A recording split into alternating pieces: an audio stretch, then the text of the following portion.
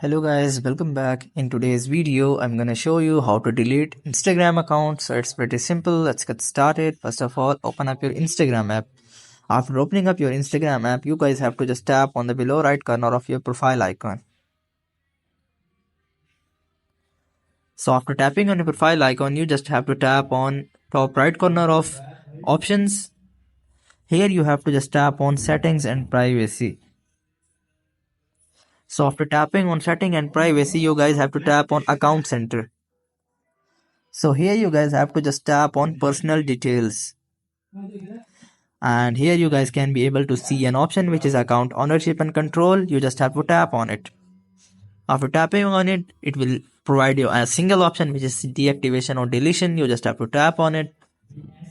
Here you guys have to select the Instagram account.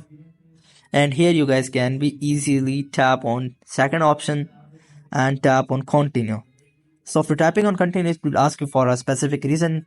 You guys can do this by selecting any of the reason, just like this, and tap on continue.